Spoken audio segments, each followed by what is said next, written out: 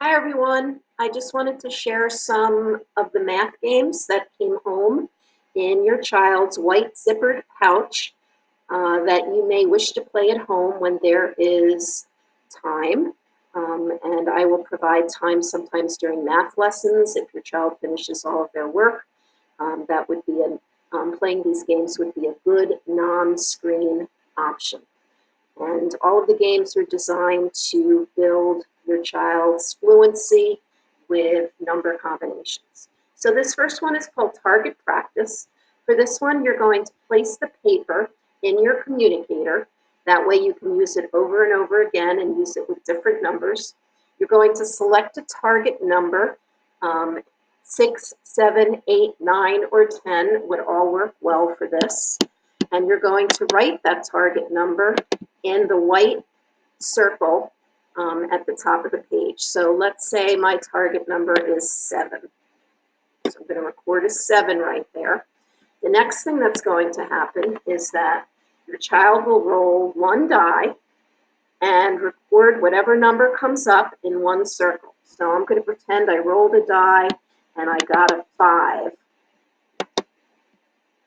So I'm going to record 5 in this circle, and now I need to figure out what number needs to go right here to make my target number of 7.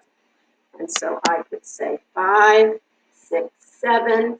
Oh, that was 2 fingers that I counted there. So I'm going to put the 2 right here. And then you just keep going. You roll your die again. Maybe you get 5 again. Maybe you get a different number.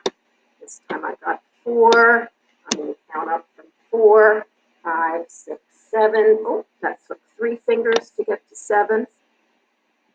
So I'm going to record a 3. So again, it's an excellent way to build fact fluency with your child.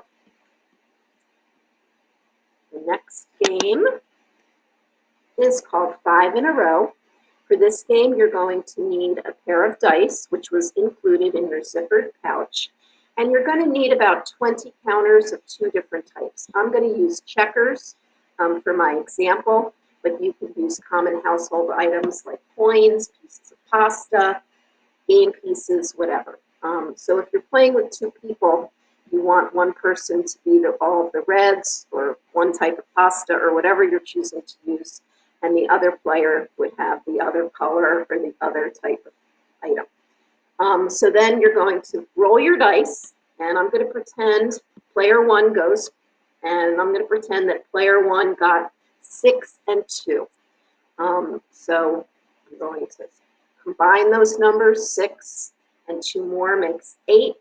So I am going to take my red counter and place it. I'm not going to write. Erase that.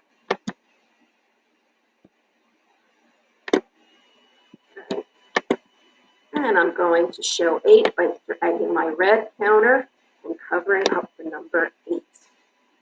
Now player 2 goes, and let's say they roll a 4 and a 3, and they know that that makes 7. They may choose to put it right here because the object of the game is to see which player can make it to 5 in a row first. So this is a place where it would block this first player from getting 5 in a row this way. So you just keep going until somebody gets 5 in a row, and then you start over. And the next game is called Dump It. For this game, you're going to need a paper or a plastic cup. You're going to need the red and yellow counters that were included in the white zippered pouch. And the game can be played using all 10 counters, or it can be played using fewer.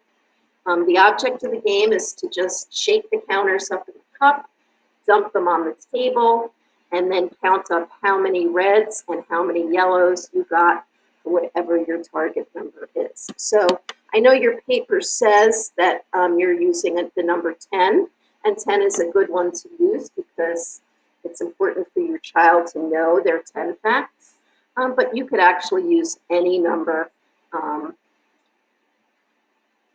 besides 10. So let's say that you shook your counters, dumped them out on the table, and you ended up with 1, 2, 3 yellows. And you may want to have your child group the counters so that all of the yellows are together and all of the reds are together. So I see 3 yellow, so I'm going to record 3. And 1, 2, 3, 4, 5, 6, 7 reds.